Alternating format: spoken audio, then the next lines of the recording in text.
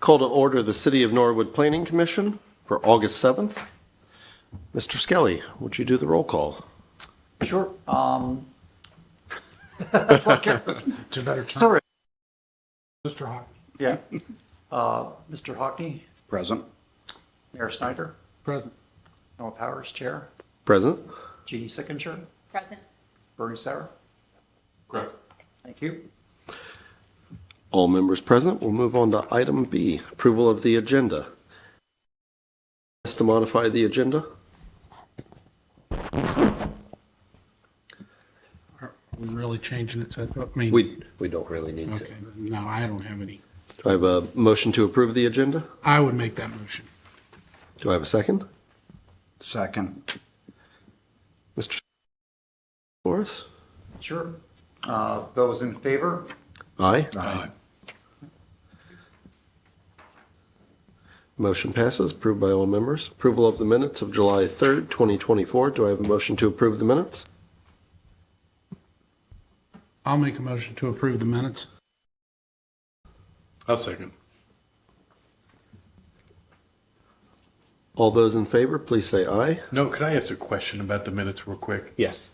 Because the comment that was made in here about vape shops and council making a statement, send this back to us again.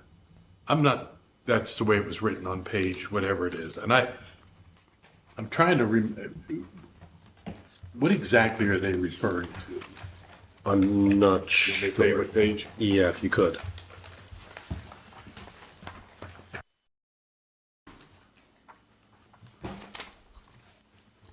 Should have tabbed it.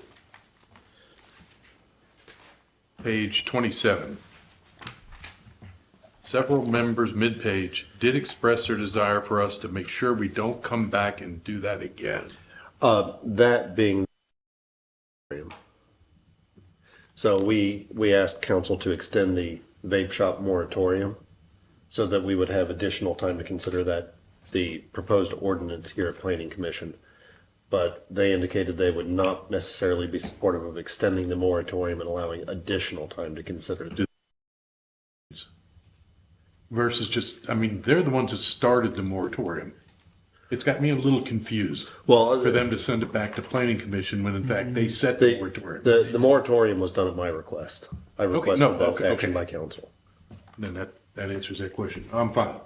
Because if they said it, help us out. Because it's not a straightforward situation. At least I don't know what it is to resolve it. Okay, answers the question. Thank you. Okay. Motion on the floor is to approve the July 3rd, 2024 minutes. All in favor? Aye. Aye. Moving on to item D1, public hearing. Nick Lingenfelter, representing PLK Communities, is submitting the final elements of the Phase 1 plan for the Factory 52 project, 2700 Park Avenue, Norwood, Ohio 45212, located in the light manufacturing M1 zoning development overlay. Alterations to the final PUD Phase 1 of the 4,900 square foot tenant space of 4,427 square feet and a utility room of 329 square feet, retail building. Original PUD plan shows the retail building in the area between the clock tower and the existing landscaping. We'll offer Mr. Lingenfelter an opportunity to explain, and then we will hear comments for or against. Mr. Skelly? I would be remiss if I could just ask Mr. Lincoln to provide his name and address for the benefit of the stenographer.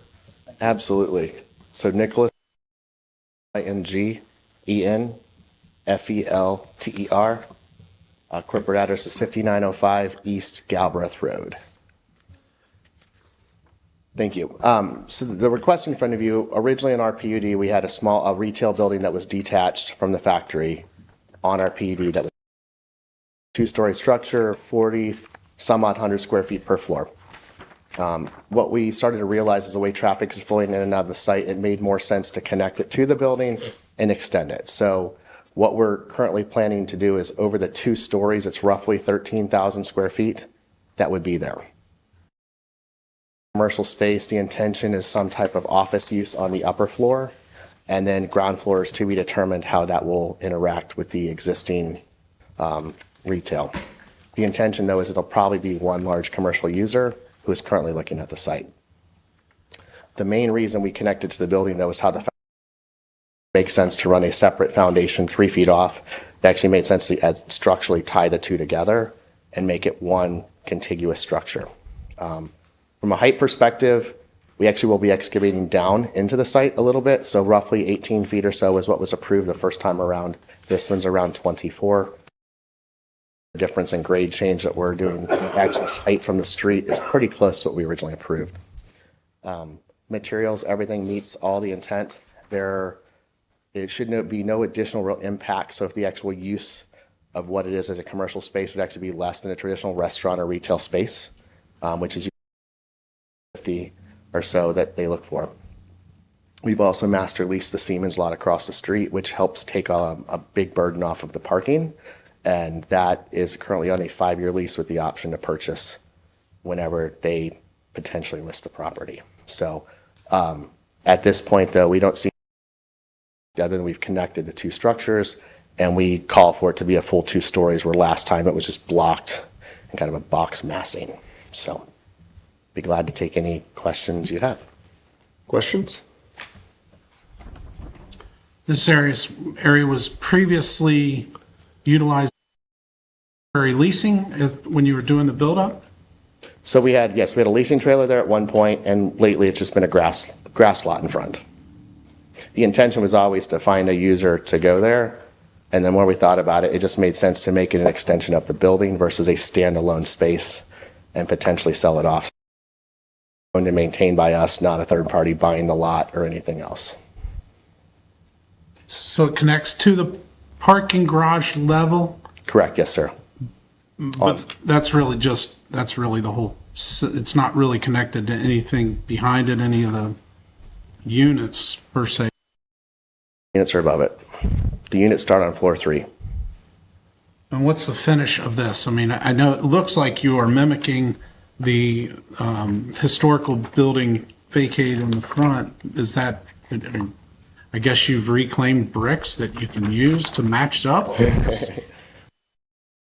Belden, from Belden, Ohio, they made the bricks that were on the original factory. The intention is to do some combination between where the dark brick is on the retail and a lighter brick in the front that mirrors the facade. So the corner of the building has that more pointed roof line. We're going to try to bring that down to the street on the second floor.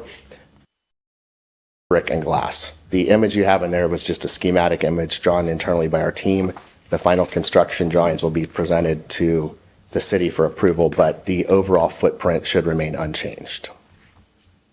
But materials, brick and glass, basically is all it's going to be. May I? Also, you're talking about one end user at this point, not multiple end users? It could be subdivided down the road. We are currently looking at one end user. That's about all I had, you guys. Other questions? No, you're up, Nick, don't say. It looked like Mike had a couple questions in your write-up, Mike. Were those answered offline that you could share with the commissioners?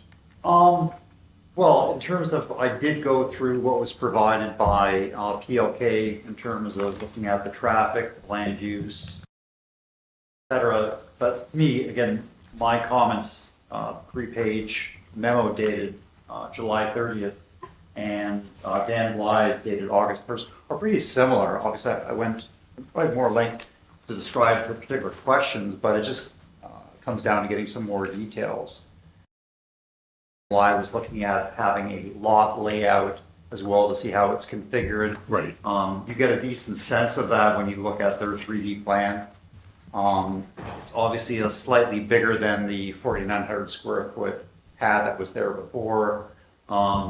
Looking at the previous January final plan, new development plan, I don't think it's going to significant encroachment on the open space or whatever. And I agree that I think this is a minor, but in your write-up, you did recommend PLK do 2 specific things. One, update the density based on for today's drawings, and use, and then also an up-to-date traffic study based on the use. And I agree, I don't think it's an impactful of this Correct. And I request. did speak with Mr. Lincoln today, so I think their plan is to update that traffic impact study with further developments that they're working on. Obviously, there's a number of different components to their plan that they're working on. I suspect our consultants are busy doing other parts of that Okay. overall. So when the word final in here, final is for this asset, this, Just this portion. okay, not the Yeah, development. the overall footprint square feet of ground space. But again, it's 2 stories. That's where the total square footage comes in. We are correct. There's no additional residential units going in here. So the total unit density, I believe, is approved to 600 or 650 units. We're in the 400s right now, but there's no residential going in here. Regarding the traffic study, because we've been trying to file our phase 2 taking longer than we wanted it to. We have started the traffic impact study for phase 2, which was a requirement by the city. Okay. What we're ultimately trying to figure out is where are all those curb cuts going around our property, which I believe we're fairly close. And then they can finalize all that traffic work. So they are meeting weekly and have been for a couple months. So you have them in the works. It's been actively in the works. Yes, sir. Yeah, and just for the benefit of all the committee members, so when we did talk on the phone, I did share with Mr. Lingenfelter that if it was something of a high turnover restaurant or retail, typically that would have a higher draw. It could be the applicant is just trying to figure out what is the best fit for that building. So we don't have that right now. But like, it's a matter of just ensuring that as we move forward, there'll be ample parking spaces, et cetera, to accommodate that. So I was there in the last 2 weeks, also at 6 p.m. I did not notice any issues for parking, et cetera. I don't believe the city has received any complaints yet, the fire department here. So at least my common knowledge, at least the neighborhood hasn't had any major issues with this development so far for parking and traffic. I would say as far as the parking has gone, the development initially opened, there was a lot of parking that took place on Park Avenue that caused some folks in the neighborhood to be upset. But as time has gone on, and the parking has increased at the Siemens lot, and people have become familiar and understood that there's parking in the rear of the facilities, that has really abated a great deal. Any further questions for Mr. Lingenfelter? I don't have a question, but I do have a comment. As I look at this rendering that you put together and as I walk through the property, you know, I look at this new part that you're putting on here. It's only 2 stories.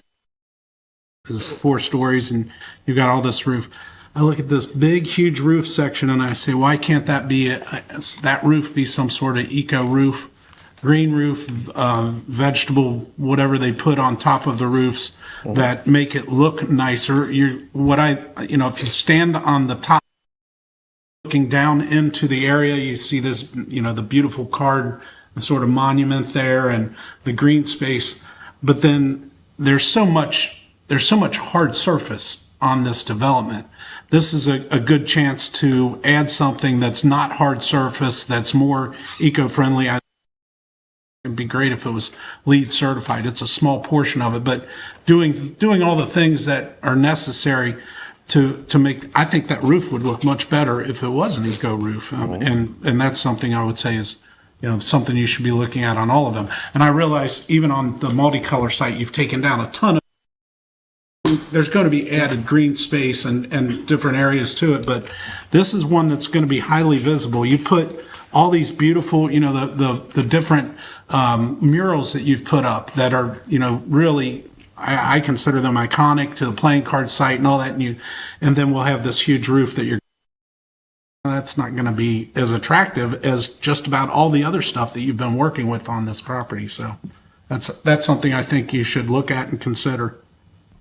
We can definitely look at and consider the eco roof. It is absolutely something we have been exploring more because we don't believe anybody's going to see the roof from the street level above it. Yeah. So the last thing we want to do is reduce the rent in those spaces. So it is absolutely at the forefront of what we're looking at. Some of it is, and that's why we actually raised the front with the parapet wall up versus just a flat roof as you enter. Like, how do you conceal the AC units? How do you deal with all these other aspects of the building? Would love to find a way to do that. We've done a lot of exploration how to handle that. don't necessarily have an answer yet. When the eco roof to us lately, and it's been seeming to at least break even, is solar. So if there's that component, I don't think that's what they want to see. Yeah. But I definitely agree that a green roof would be fantastic there, and we're trying to find a way to do it. So, Good. Any further questions for Mr. Lingenfelter?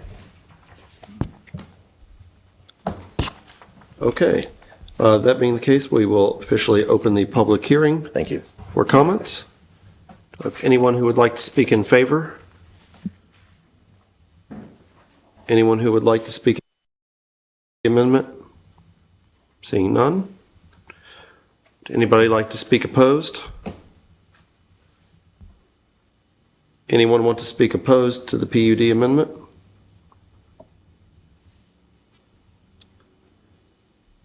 Hearing none, we will close the public hearing. At this point, I will entertain a motion from the Planning Commission. I will point out on here, it does have a suggestion that this be recommended to Norwood City Council. My opinion is that the density is not increasing. We do not need to make a recommendation to City Council. It is something that can just be done by the Planning Commission here today under the city's codified ordinances.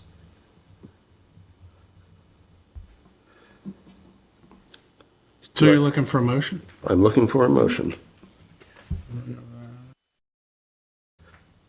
I will make a motion that the Norwood Planning Commission approve the the 2700 Park Avenue retail space at Factory 52 as presented. Commission. Do I have a second? I'll second that. Mr. Skelly, would you please call the roll? Tom Sockey, Yes. Mayor Snyder, Yes? Chair Powers, Yes. Chair Signature. Yes. Thank you. Motion passes. Moving on to item 2. John Meyer of Ray Meyer Sign Company, representing Aces Pickleball and Kitchen, tenants of 2730 Maverick Drive, Norwood, Ohio 45212, is requesting a minor modification to the final development plan to allow additional signage.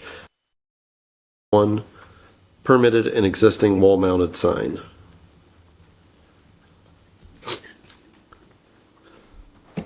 I actually told him I would handle this because he didn't have to come today. All right. I believe the calculation was redone 2 days ago, so we actually are under the threshold and the approved threshold. But essentially what they're doing is they are moving a sign from one side of their building to the front. The actual sign is not even being rebuilt, and they're adding 2 small ones over the doorways, as well as some additional wording. To my knowledge, that we have a calculation we've already set forth for ACES, and they are under that threshold. It was a miscalculation that was corrected by the building department a day or 2 ago. But glad to answer any questions. They're just moving their signage and then creating a little sign band on their metal awning. Mr. Lingenfelter, this is moving the sign on the building, basically so that it's not obscured by the tent that we approved at the July meeting. Is that correct? Correct. Well, actually, it's because it faces Siemens, and I'm coming down the road to see it. It's on the wrong side of your building, so they're just relocating the sign. So that large sign is, they're not paying for a new one, they're just moving it. And then there's 2 over each doorway at the restaurant space. Okay. Further questions for Mr. Lingenfelter? Mr. Skelly, any comments? Yeah, just to, so what you just heard is absolutely correct. So there might have been a confusion because there was actually 2 memos, one earlier from the building department from June 13, 2024, and then the recent one from Dan White, August 1st, which does confirm the revised calculation and indicating that there was allowable signage space. So it's still under the threshold of 548 square feet allotted for that building. Okay. So it's fine. Thank you. Mr. Mayor? So do we actually have to approve anything if the change in size of the sign is not changing, it's just the location? I think we had a brief kind of staff discussion about that. I think it probably could have been handled as a internal staff approval. I think in the past, because it's signage within a PUD, that, at least noted in a memorandum that at least the preference for the building department was to have it brought in front of the planning commission meeting. The initial signage location was approved as part of the PUD package. Any further questions? I would like to make a motion. We have to have the public hearing. Oh, I'm sorry. I- Go ahead. Keep this. We will Keep it- open the public hearing. Take first anyone who would like to speak in favor of the proposed amendment. Seeing none. We will hear anyone who would like the proposed amendment. Seeing none, we will close the public hearing. And now we can entertain a motion.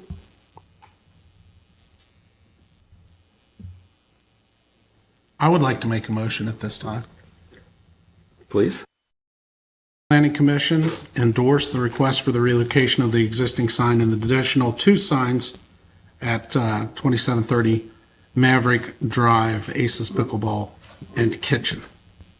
Do I have a second? A second. Mr. Skelly, would you please call the roll? Member Thomas Talking, how do you vote? Yes.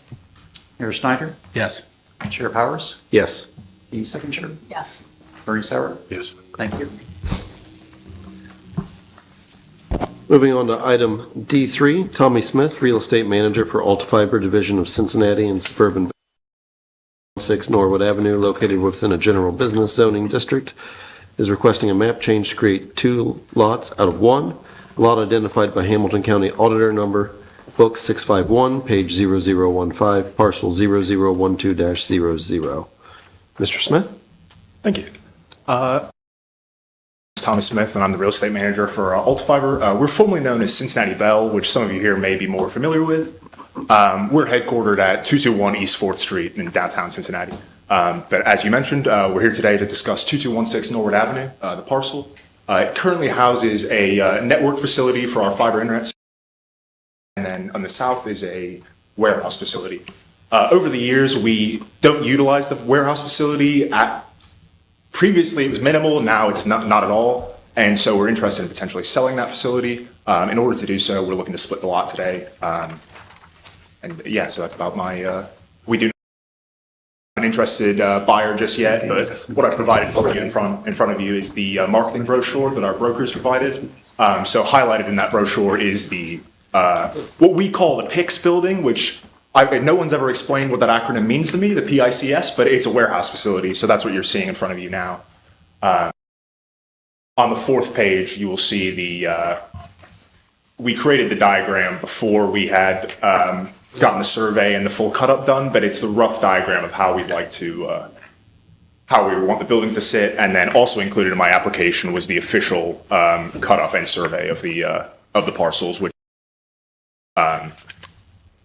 the actual shapes of the building rather than just drawing a line between the 2 buildings. But yeah. Questions for Mr. Smith?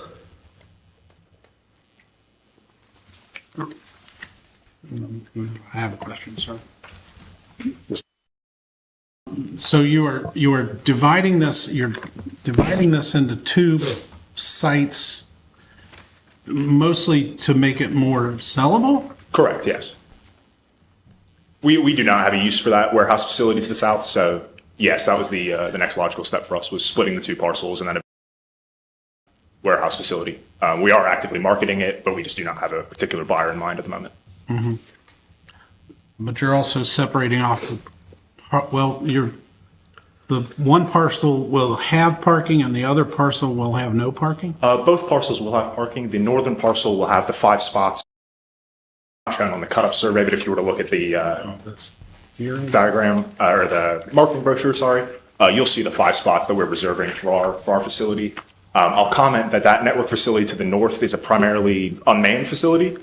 We have techs that go out there to potentially upgrade equipment and change service and things like that, but to that building Monday through Friday, 9 to 5. Additional questions for Mr. Smith? So when it would be split, and again, there's a lot of this text in the staff, et cetera, that it becomes two buildings, two owners, that will have to follow BZA's requirements or get a BZA variance because they are very, very close. I mean, it's, okay. I think long-term, what he just said is that they plan on selling it. That means there'll be another owner and they'll have to apply for a use and things like setbacks, things like. I believe Mr. Skelly has addressed some of that. I'll let Mr. Skelly take it then from there.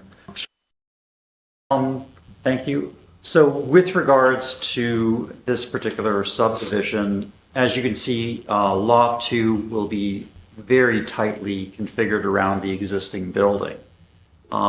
Ideally, if the proposed subdivision showed either a building envelope or setback envelope or the actual buildings, we'd have a better appreciation as to what's kind of the impact.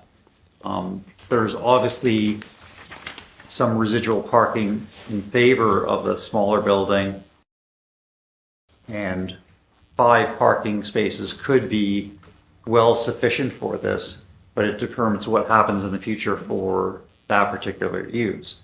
My, I guess, concern was less about the future land use because it's very what if. I was probably more concerned with regards to ensuring that both sites have defined access and potentially residual space for parking, loading, and all that. It's very likely that you could see this either one or both of the future lots coming to the BZA seeking relief, but we just don't know it at this time. Don't know what to do, right? Correct, yeah. It was just more similar to Dan Blythe. I wanted to see a little bit more information just to kind of scope out any further things. Now, I think in conversation with the applicant this afternoon, I think that was realized, in addition to when it does go to Hamilton County Recorder of Deeds, typically there's approval certificates both by this body and what would be necessary to record that you would need to put on anyways, while at least having that provided for as a revised subdivision plan. I guess, Mike, in all of that, because I did see Dan made a comment too about the fire rating separation. I mean, that could be an issue. That could be, but that to me is more of a building code issue as opposed to a zoning. So that the buyer and the seller resolving that issue. Okay. And the same thing with regards to access, because similar to the discussion I had with the applicant this afternoon, if there is insufficient space or they have to do a partial trespass on either property, that would necessitate some sort of easement or something. Or if there's shared stormwater, I don't believe there is, but any facility that would be shared, that has to be memorialized through some sort of. Mr. Skelly, could I please comment on that? Sure. So the two buildings are completely separated. There are no shared building systems between the two, so they can operate. We've determined through our own internal communications that 5 parking spots is sufficient for our use of that, what we call a central office, but the network facility. We determined that is sufficient for our use for the foreseeable future, just to, I guess, address your comments before. Thank you. Mr. Skelly, does it appear that there may be? At this point, it's difficult to highlight exactly that. Obviously, you have 2 existing buildings. There is some landscaping protecting the eastern side, which is where you have the R3 development, which is what you want to protect. But beyond that, I couldn't find any kind of smoking gun in terms of right now requiring that. So.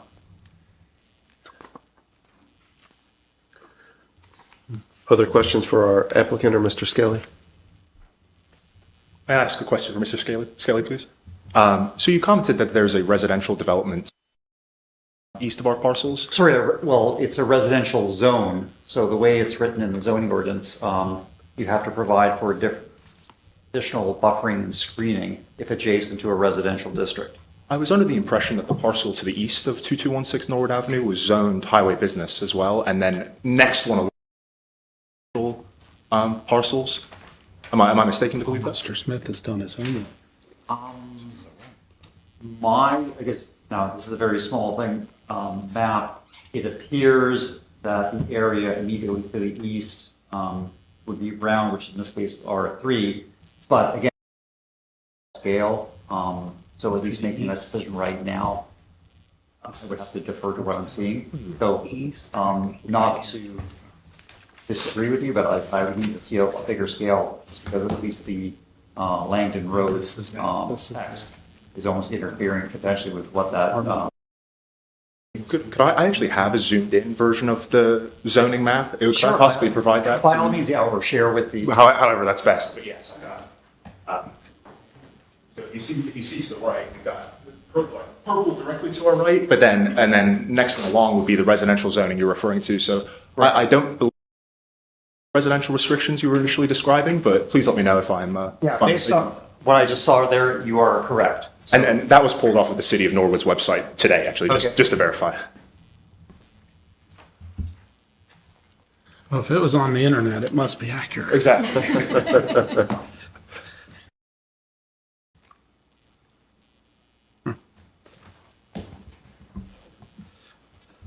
We'll mark that as Exhibit A. Additional questions for Mr. Smith or Mr. Skelly?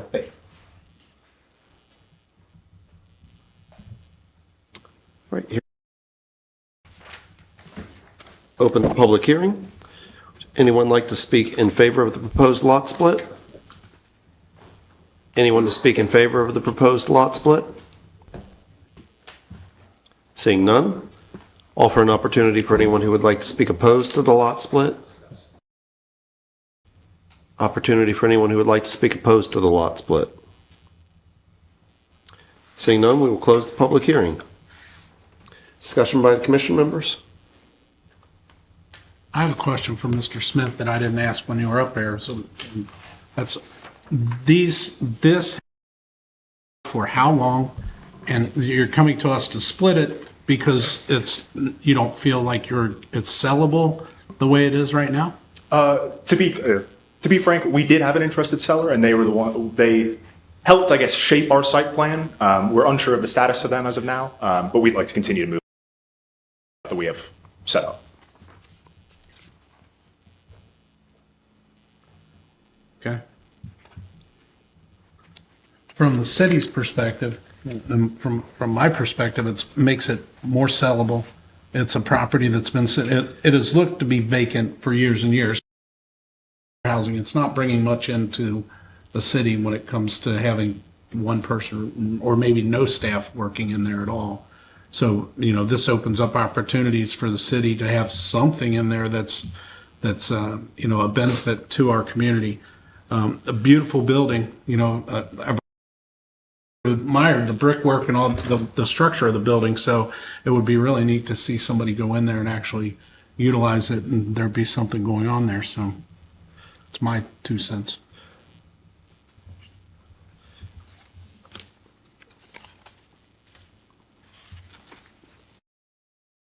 Only concern I have about it, because I, in general terms, agree with what you said, is whether or not a variance would be needed from the BZA, and if by approving it, we would essentially cause the BZA to have to approve that variance because the buildings are existing. Do you have any insight on that? I wish I did. It's kind of difficult. It's almost like playing, the 8-ball in terms of presupposing what's there, but I don't think there's any huge red flags that I see. If it was a more intensive use, with regards to the comment that we heard from the mayor, I've heard definitely an office user potentially would be coming there.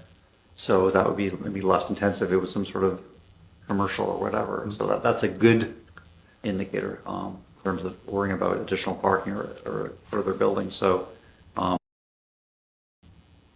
I think we just have to kind of, cross our fingers and hope for the best. I guess, Mr. Sewer, I'll put the question to you as our BZA Well, member. that was really my original question for Mike, saying if we approve the lot split and they put an office building in there, and office requires so much of a setback, Are we automatically approving it tonight and forcing BZA to approve it, even though it doesn't have the setbacks? And I don't know because the property lines aren't shown. Correct. So at least how the zoning code is written, for this particular zone, there's less sometimes for the additional interior setbacks and all that. It's just how our ordinance is written. So we don't even have, like, say, the minimum lot area, which again, this wouldn't apply. So at this point, like I said, going through it, what if there was no immediate, okay, here's something we're, I think the concern, it binds the BZA into something, because once the property has that dividing line, you're almost saying, well, we have to provide the relief then to the property owner, because you now created these existing lots, as opposed to now teasing something or getting more definite guidance as to the use or whatever. May I comment on that? Please. I don't know, but it seems like constantly we are talking about office, everybody's office. I look at this facility and say, well, why couldn't there be a small manufacturer that needs space and needs space to grow? This is a facility that has the ability to have a small manufacturing place in there, or a small distribution company. There are all sorts of small companies that are working out of 6,000 and 8,000, mixed use. They have a loading dock, but they take on a property like that. So those would be my questions more of, would it go in front of the BZA? It's going to go in front of the BZA anyway. Either way, it's going to go in front of the BZA for use of these buildings. So I don't feel like if we approve this, that we're right away telling the BZA that's a whole separate entity, and they make their own decisions. If we approve this, all we're doing is potentially opening up a building or two buildings that can be utilized for the benefit of, we'll say, society, depending on what they put in there, so be an advocate of, let's move forward. Let's make this sellable, and let's see if we can get somebody in there that's doing something good and bring some, more esteem to the city of Norwood. Other questions, comments, discussion? Hearing none, I'll entertain a motion. Do I get to make all three? You guys want to do it? Patrick.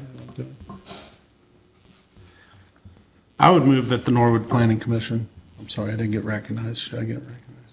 You're recognized. Okay. The commission endorsed the lot split as shown on the survey and legal description dated and received by the Norwood Building Department. On July 15th. On July 15th. Did I rec project here? I'd say the 2216 Norwood Avenue project. Do I have a second? I'll second. Mr. Skelly, would you please call the roll? Yes. Mayor Snyder, Yes. Chair Powers, Yes. Key signature, Bernie Sarah. Yes. Thank you. Moving on to item E, new business. Any new business? F1, old business, discussion on vape shops. Mr. Skelly? I don't have anything new to add, with the exception of just in the last 24 hours noticing that the existing, at least as we had discussed, some confusion out there, including a law firm calling into our office with regards to how are we approaching, are we twinning vape shops with either recreational marijuana, but obviously in the last 24 hours, obviously we were getting a lot of, I guess, shocking behavior for the two existing that we have, both on Smith and on South Montgomery. So at this point, from what I heard from one law firm in Columbus, that they might be looking at potentially making application So they were wondering if we had any further discussion for today's planning commission meeting. I said no, but obviously there's a lot of interest in this. Interest in, you said two things, one a vape Correct. shop So, and one and the reason I say that because I think recreational marijuana. And I, correct. So this whole thing became a strict discussion on vape shops that we had existing and tied into the moratorium. We did have the law director come here to speak about could this transition? Do we need to open up the moratorium? Do we need to kind of revisit the zoning ordinance amendment?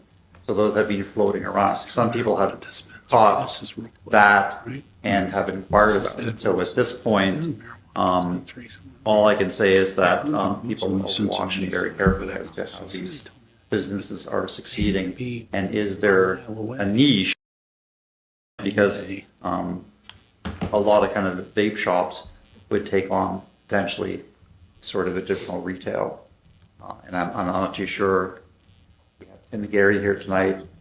If that's what the legislature is planning in the future, or they're just going to hold it to who has existing medicinal. I really don't know.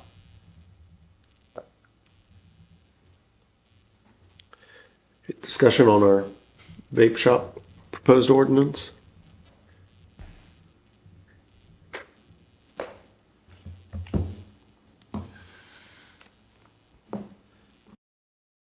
What would we like to do with it? Would we like to set it for public hearing? Feelings of the commissioners? Norwood, I guess specifically this document, we submit this document for a public hearing read. Is that, If Is we that wanted what's the to next move- step? If we wanted to move forward with it, that would be the next step. okay. And that is the latest, Michael, the 4/4 date? Correct, and just for the clarification, because I'm unfortunately not prepared, but Fuzzy, we did have a amendment to the moratorium. Would Sheriff Powers have what's the revised date for that? Because originally we were looking at essentially now the first moratorium expiring. So I guess for the benefit of this body, we still have some additional months through the extension of that moratorium.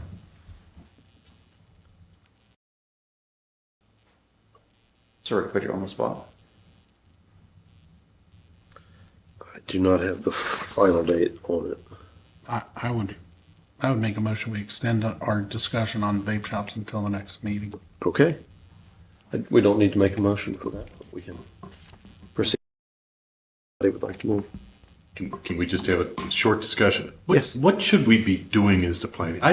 I'm confused on this issue. I don't know what to research. I don't know what, Mike said two different things. You know, I don't want to try to figure out if vape shops are going to merge with recreational or medical marijuana. I think that's not our position, is this body. Correct, and So I'm not sure. I understand what delaying it till the next September, but I'm not sure what we should be doing. I feel like I should come into September having done something. We should have an ordinance of what a vape shop is. These are just my views. Go ahead. And then offer some reasonable zoning parameters for those types of shops. Right now, they're not defined in our ordinance, and so they can. Okay, that's good, because I think there's at least a draft right now. Yes. So the approach would be in September, we get back together, run through the 4/4 document, decide if we want to move it on to the next step. Yes. Thank you. So currently, we have 2 marijuana shops in Norwood. How many vape shops are there? There are. I thought there'd be a lot more. I seem to notice that are blaring lights on every corner. Well, Yeah. I would say there are at least 4. There are probably more. Like, how many more do we need? Well, I think that's part of what we would be looking at in not setting a finite number to that, but setting up a zoning regulation that would put a reasonable number of those shops here. Something that's not overly restrictive, but is certainly more restrictive much as they can appear in basically any business zone in any volume. And Mike, I'm not prepared either because you did put together that paper, and now I got to reread that. So that you did give the commissioners back on. Correct, and the ordinance, maybe 3 pages, so it's not a lot. No. You heard, it's basically, it's a definition and some qualitative control, and it's narrowly tied, essentially, boiling it right down to the sale of tobacco and tobacco-related products. Zone them into And that's specific areas. Yeah. But from a practical, anecdotally, if you've been to, they sell a lot of other products, and as we've heard, it's kind of morphing into where those retailers see the future being. So are we still keeping the idea of regulating or putting THC, the recreational, as a separate, or are we doing that under with the vape shop? I would say probably yes, because we haven't broached the THC. Yeah, I think we would do element to that it. I separately. last I recall you saying we have 120 days, it seemed like was said, after the was authorized for the two medicinal shops, they have recreational. There was a short time period that we had to have something on the books. That would be if we wanted to object to one of them selling recreational marijuana rather than strictly.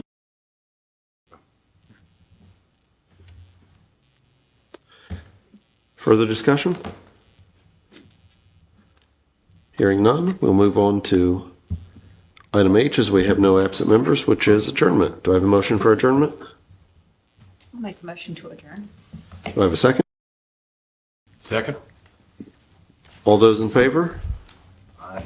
Aye. All those opposed? We are adjourned.